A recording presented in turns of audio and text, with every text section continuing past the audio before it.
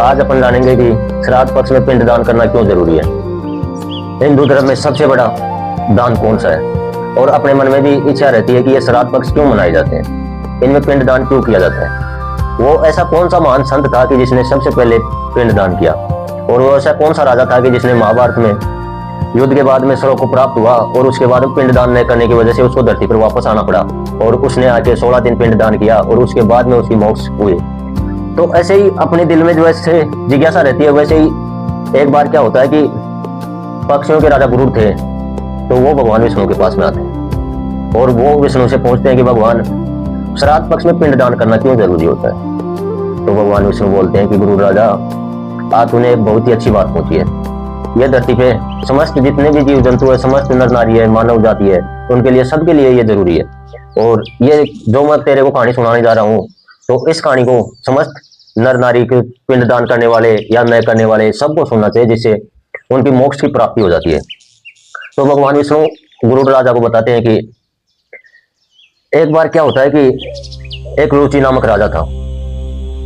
अब राजा सब मोह माया त्याग के और जोग धारण कर लेता है, सन्यासी बन जाता है। सन्यासी बन के और जंगलों में विचलन करने लग जाता है। एक ही टाइम भोजन करता है, राजपाट सब कुछ छोड़ दिया, मोह माया त्याग दी और जंगल में घूमता रहता दिन भर। अब एक दिन क्या होता है कि ऋषि रुचि था, वो तपस्या कर रहा था बैठ के।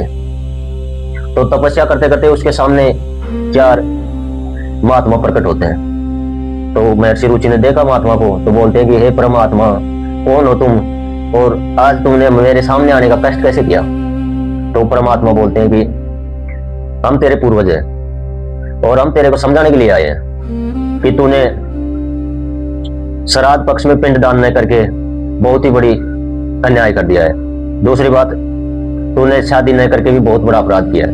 तो महर्षि रुचि बोलता है कि हे संत महात्मा, मैंने तो आज तक सुना है कि व्यक्ति को आध्यात्मिक ज्ञान से मोक्ष मिलता है, उसको स्त्री के साथ विवाह करने से उसकी सदगति प्राप्त नहीं होती।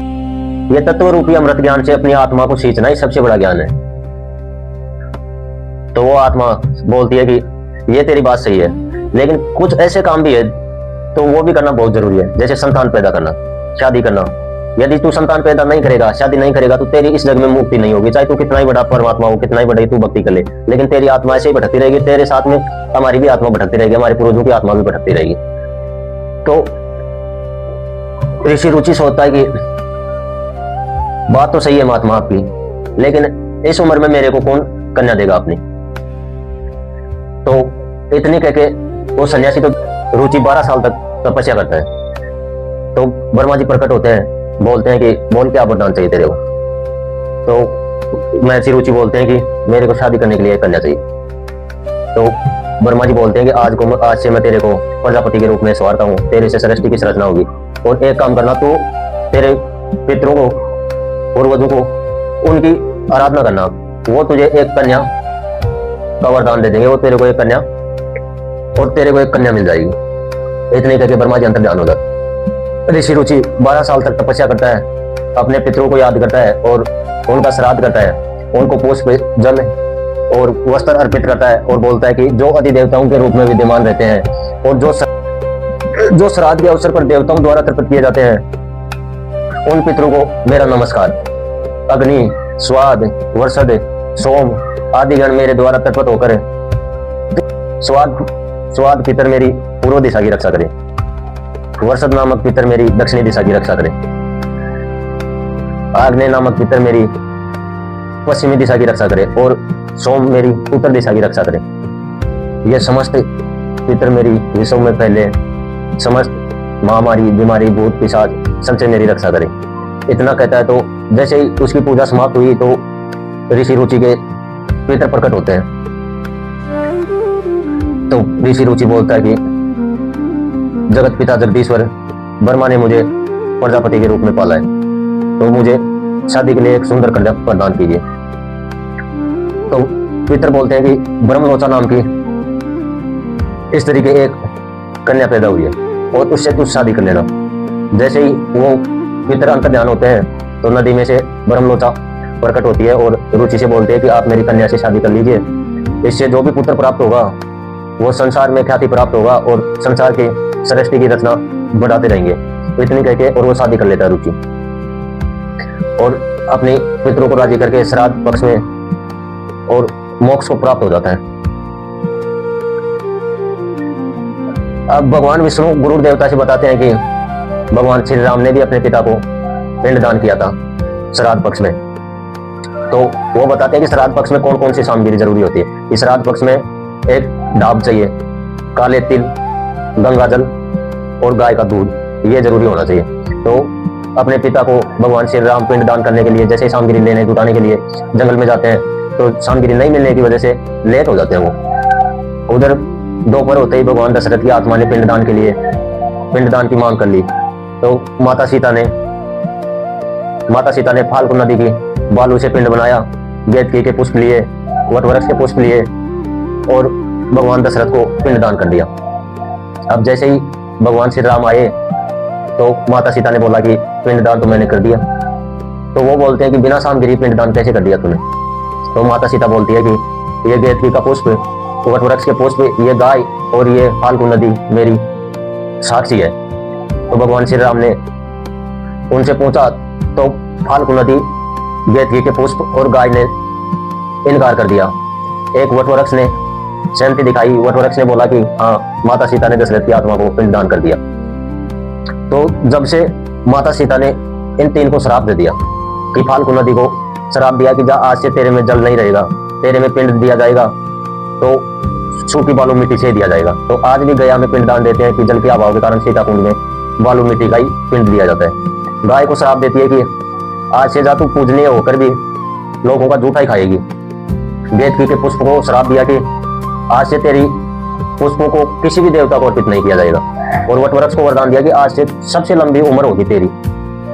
अब भगवान माता सीता की बात नहीं मानते, तो माता सीता ने सच्चे दिल से भगवान दशरथ की आत्मा से अरदास किया। तो दशरथ की आत्मा प्रकट होती है और बोलती है कि माँ सीता ने मुझे पिंड दान दे दिया।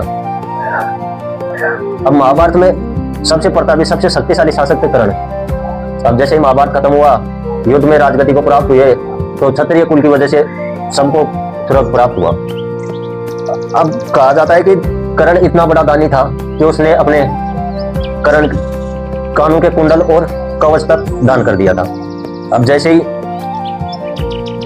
स्वर्ग को प्राप्त हुए तो दुर्योधन सबको खाने के लिए 56 प्रकार के नाना प्रकार के भोजन दिए गए, लेकिन कर्ण के सामने सोने के थालों में सोने के बिस्किट रखे हुए थे।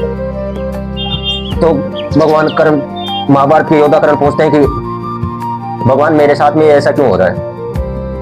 तो इंद्र बोलते हैं कि तूने ख्याति प्राप्त करने के लिए सोने का दान बहुत किया, लेकिन तूने कभी भी अन्नदान नहीं किया, ना कभी तूने पिंड दान किया, ना श्राद्ध किए। उसकी वजह से तेरे को ये खाने के लिए सोना ही मिल रहा है। तेरे को पता है कि जो मनुष्य जैसा दान करता है मर्त्यलोक में, इंसान योनि में, उसको वैसा ही स्वर्ग में खाने के लिए मिलता है, वैसा ही मिलता है वरदान।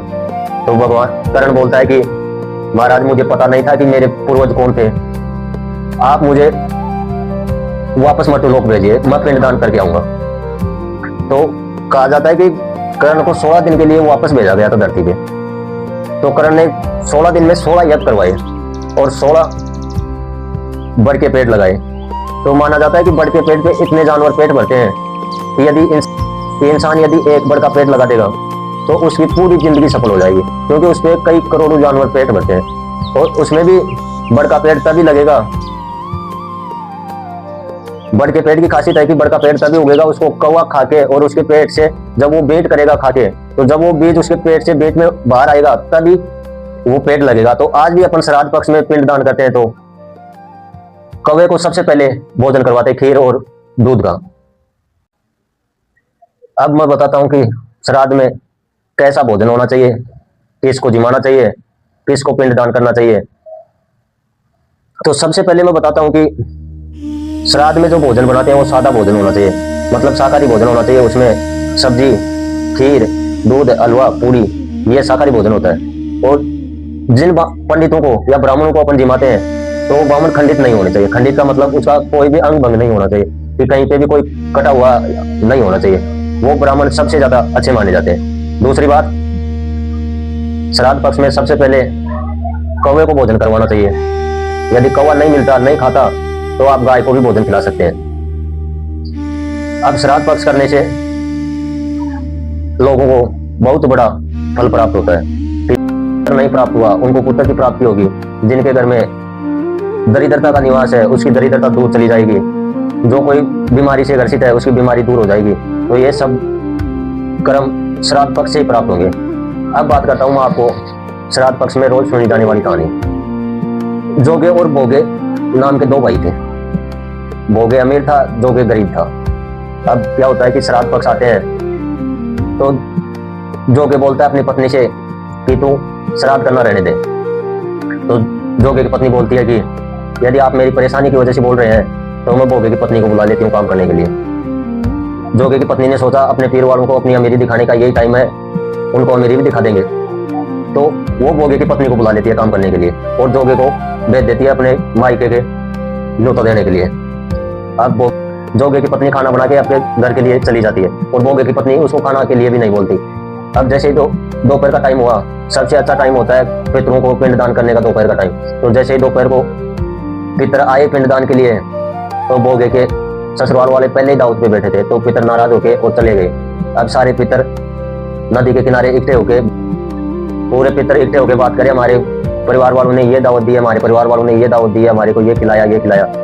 तो जोगे के और भोगे के जो पूर्वज थे वो सोचने लगे कि जोगे के पास में तो इतना धन था, तो उसने तो अपना कोई मान नहीं रखा, और भोगे के पास में खाने के लिए दाने नहीं थे, तो वो अपने को क्या पिंडदान देते। तो वो कहने लगे भोगे अमीर हो जाए, भोगे अमीर हो जाए।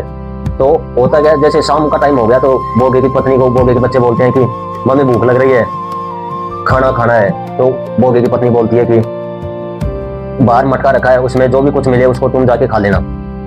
अब बाहर बच्चे दौड़े दौड़े जाते हैं, मटके को खोलते हैं तो मटकियां सर्पियों से भरी हुई थी। बच्चे दौड़े दौड़े अपनी मम्मी के पास में आते हैं और अपनी माता को बोलते हैं कि माता वो तो सर्पियों से भरी हुई है।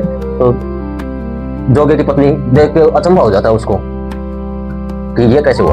अब अगली बार जैसे श्राद्ध पक्ष आया तो जोगे की पत्नी ने 56 प्रकार के व्यंजन बनाए, अपने पूर्वजों को पिंडदान किया और अपनी जेठ जिठानी थी भोगे और भोगे की पत्नी को, उनको सोने के थालों में भोजन करवाया। तो जोगे की पत्नी को और भी ज्यादा यश की प्राप्ति हुई और इस लोक को भोग कर स्वर्ग लोक को प्राप्त हुए।